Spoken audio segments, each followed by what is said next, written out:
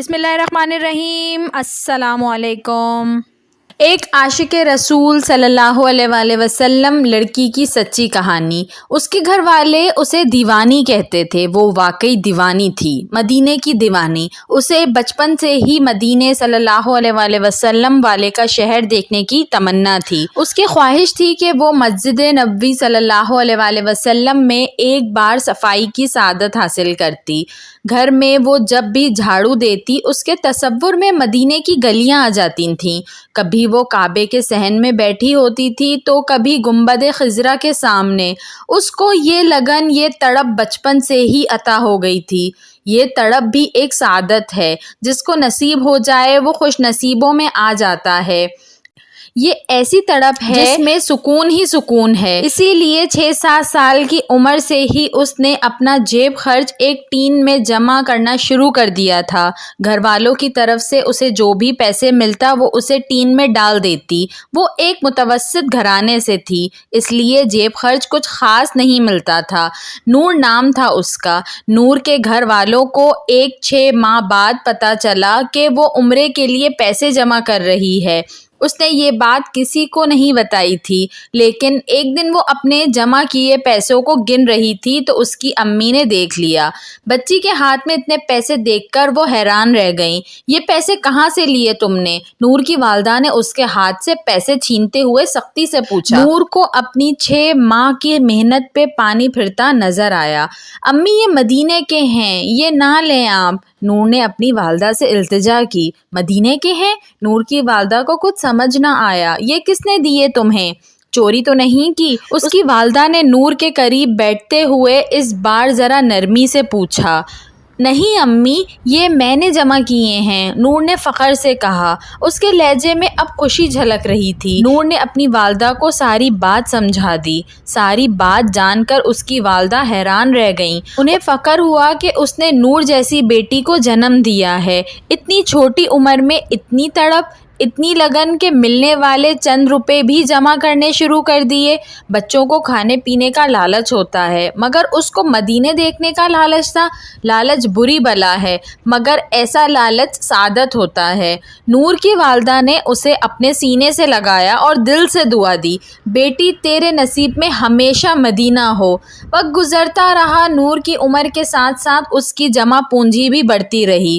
بہت کچھ بدل گیا مگر نور کا شوق نہ بدلا، اس کی تڑپ اور محبت نہ بدلی۔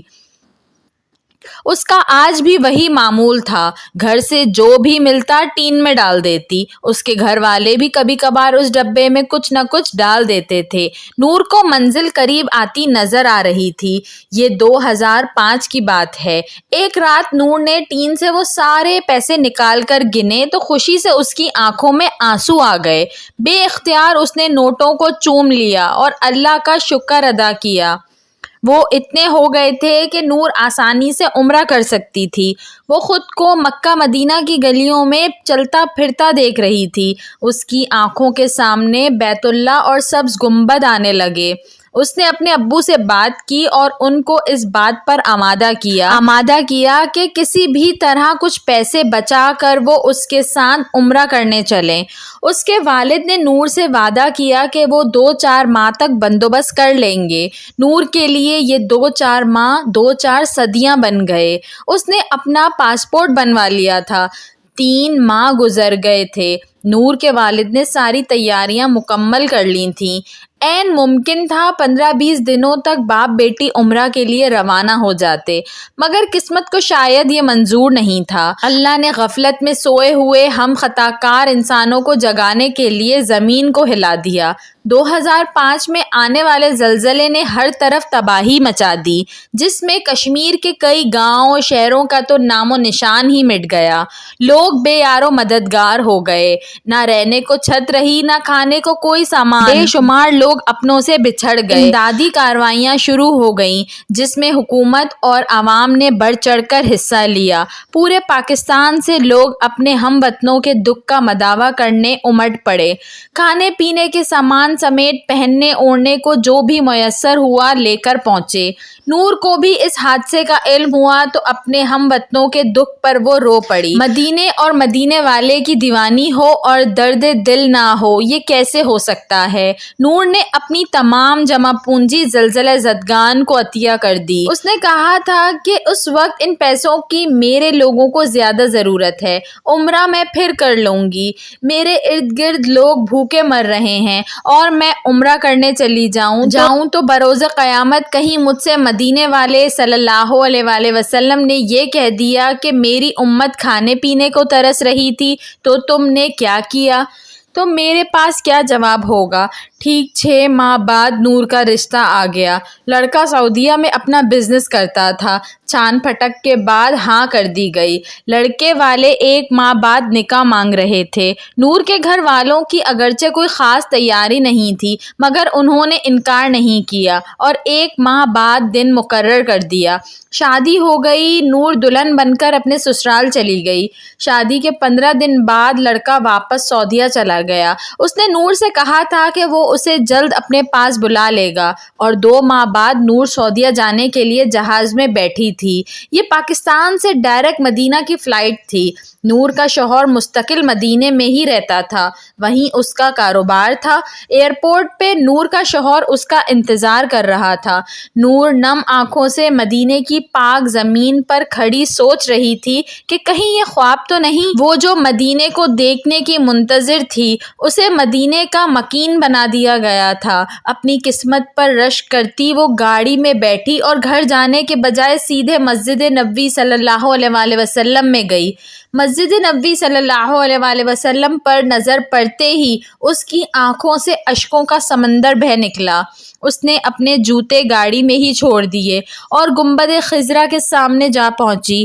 نور کے اس وقت کیا جذبات تھے وہی سمجھ سکتی تھی۔ بس نماز اور شکرانے کے نفل پڑھ کر وہ گھر چلی گئی۔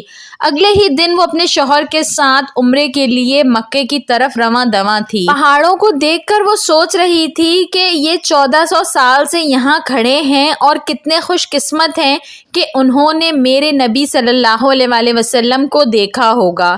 کعبے پر نظر پڑتے ہی اس کے ایک بار پھر وہی جذبات تھے۔ وہ آنسوؤں اور سجدے کے ذریعے اپنے رب کا شکر ادا کر رہی تھی جس نے اس کی لگن اور تڑپ اور محبت کو منزل بخشی تھی۔ سچ ہے، لگن سچی ہو تو منزل خود چل کر آپ کے پاس آتی ہے۔ مدینے کو دیکھنے کی خواہش مند وہاں کی مکین بن گئی تھی۔ اسے یاد ہی نہیں تھا کہ اس نے کتنے عمرے کیے ہیں۔ اس کا ہر خواب پورا ہو گیا۔ وہ دیوانی تھی اور مدینے کی پاک گلیاں۔ اسے ماں نے دعا دی تھی، بیٹی تیرے نصیب میں ہمیشہ مدینہ ہو، اور وہ مدینے کی ہو کر رہ گئی تھی۔ عمرے کے لیے بچپن سے جوڑے گئے پیسے مشکل وقت میں خلق خدا کو دینے والی کو اللہ کیسے مایوس کر سکتا تھا بھلا؟ اللہ پاک ہم سب کو ایسی لگن اور محبت نصیب فرمائے۔ بار بار اپنے اور اپنے پیارے حبیب صلی اللہ علیہ وآلہ وسلم کے در کی حاضری نصیب فرمائے۔ آمین۔